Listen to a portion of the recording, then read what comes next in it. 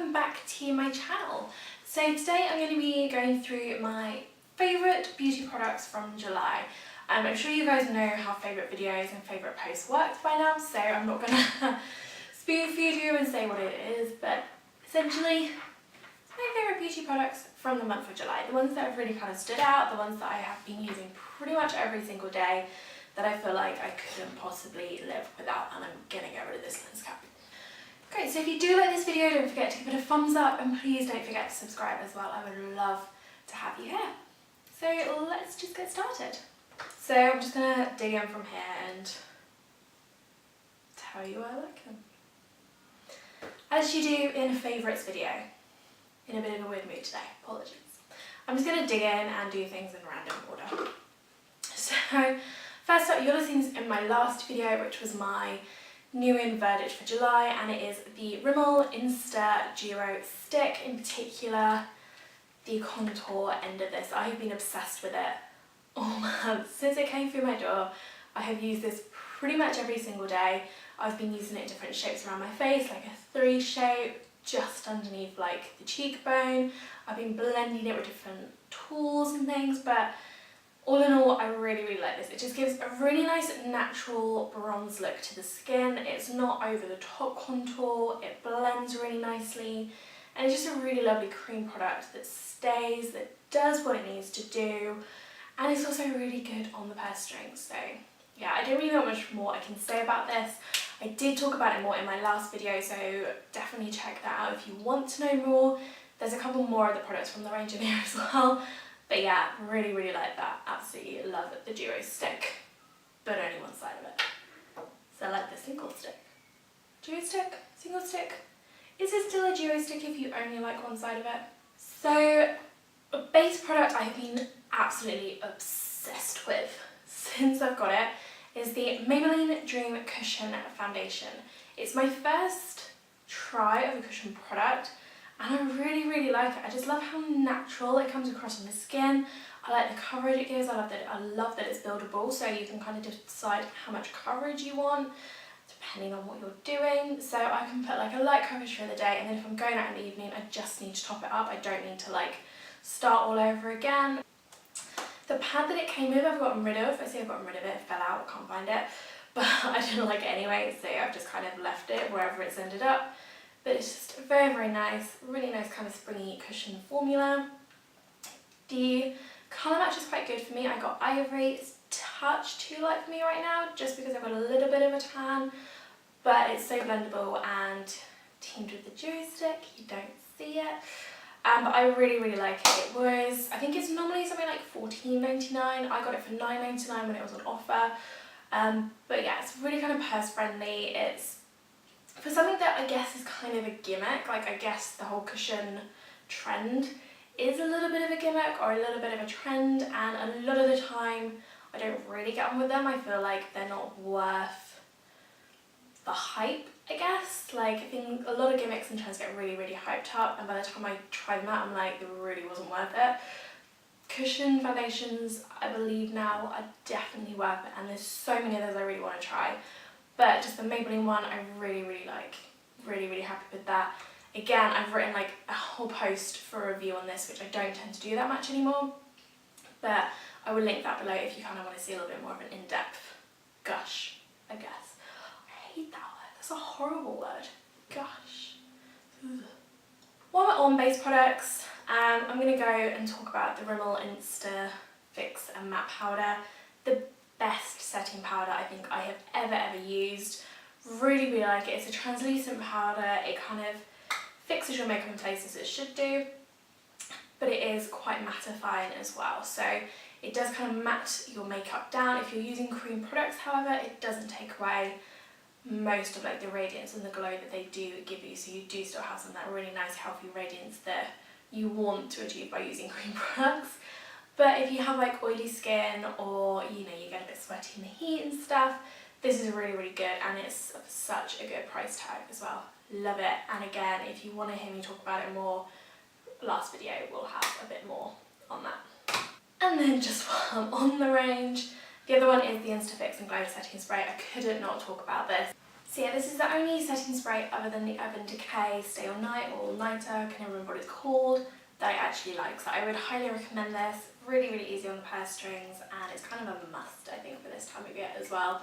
Or if you do have like really long, heavy duty days, or you want to wear, or you're going out for the evening, that's what I was going to say, it's just really good at having everything in place, so highly recommend that. So I have an eyeshadow palette that I think I've probably spoken about before somewhere. I don't know if it's in a favourites video or I think I've blogged about it before, but it is the Maybelline the Nudes palette. I know everybody loves this and it's kind of spoken about quite a lot, but recently I've just gotten really back into using this, and I haven't been using liquid liner as much over the past sort of month as I usually do. So I've been using colours in here, if I can open it. So this colour I've been using kind of to go through the crease, and then I've been using this gold colour here where I've hit pan, just go over the lids, and then I've been using the bronze shade to just take it under my waterline and just add a bit more of a smoke. And then yeah, the really dark brown above the bronze I've just been using to kind of go along my lash line. And that's just really kind of changed how I've been doing my makeup a bit. But I just feel like it's been a lot softer, especially where it's been warmer. And yeah, I've just really enjoyed using this to kind of create that type of look. And the gold in particular just really warms the eyes, and yeah, I really, really like it. It's a really, really high quality palette for a really small price tag. Now I have 3 lip products that I want to talk to you about, and I'm going to do it in maybe a price? Yeah, do it in price. So the highest priced one is the Chanel, and it's one of their new Rouge Crayon colours. So it's essentially a crayon lip product, which a load of children screaming outside my window. It's really annoying. Let's try again, shall we? Stop screaming, children. So yeah, it's one of the new Chanel Crayon lip products, but I do really, really like this. I was wearing this particular shade in my last video, so if you want to kind of see what it looks like. This is number 4 Rouge Corail, and it's basically a really nice reddy coral. I'm not usually like an orangey corally fan, but I really like this because it's a very warm coral. It's not too orangey, it's not too cold, and it's not too bright. It's really, really nice. I love it. It has a very sort of sheeny, satiny finish to it, but it has very high coverage. The colour payoff is really, really good, and I do really like these. I've got a couple of shades, and I want more because I just really, really like the formula of these. They're very long lasting, which is surprising for like a sheeny, satiny finish lip product. It's about £26, so it isn't cheap. No, it's not, it's £28 I think. So it's not a cheap product, but I do really, really like them, and this has been a massive staple colour for me for the whole of summer so far. I think I got this back in May, and all throughout June I was wearing it, all throughout July I've been wearing it, and yeah, just really, really liked it. Then like mid-range has been a MAC lipstick. I'm really back into my MAC lipsticks at the moment. I want all of them again. I go through phases of being like, no, I need to just buy a ton of MAC lipsticks. But this is the Alessandra lipstick, so it was part of their influencer collection, and it's the Alessandra one, and it's just a really nice sort of everyday and nudie pink shade. It is my perfect lipstick colour. I don't think she could have got it any more on point for me, and I wish I had bought more than one of these because I wear this pretty much every day, but 9 times out of 10 it will be this colour, and I just really, really like it. The formula is lovely. It's the Lustre formula.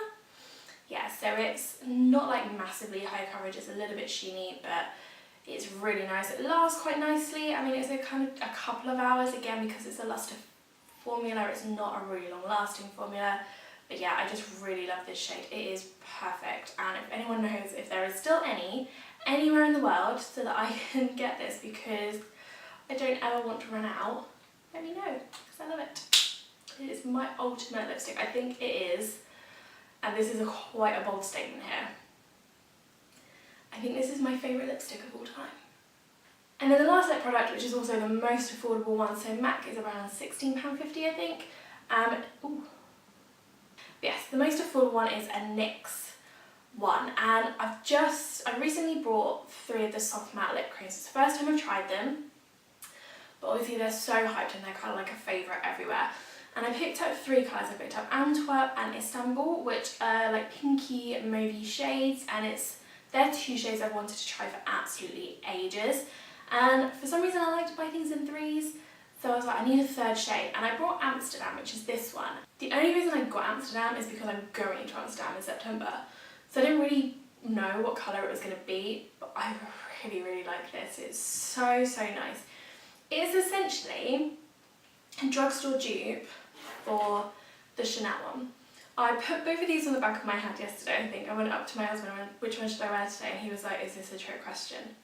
The main difference is this is longer lasting and it is a matte formula. So it dries down matte. It's not the most comfortable wearing in the world, but it's fine because it's awesome.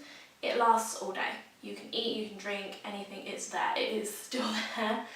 And I just really love the shade. It's just a lovely kind of, again, corally, reddy, pinky shade, which makes no sense. I feel like this is more pinky red than the Chanel one, but I don't know how well you can see that. But yeah, it's just very nice. I really like it, and I just think it is beautiful and smells. I really like the smell. I can't even place what the smell is, but I really like it. But yeah, I really rate this as a product actually, so I am going to be picking up more of these. And NYX is also a cruelty-free brand, which is a massive tick in my box, and is the only one that I have in the favourites today. But I do really like this. I would highly recommend picking any of those up. And then my last favourite today is a fragrance. It is the Hugo Boss the scent? I don't even really know what it's called. Basically, it is Hugo Boss for Her, I think. But I got a sample of this like 2 months ago, and then I picked up a full-size version when it's duty-free in June when I went on holiday, and I just love this scent. It just smelled of summer for me when I had the tester and tried it. It was just so pretty. It's sort of peach with freesia, and then it's got smoked cocoa.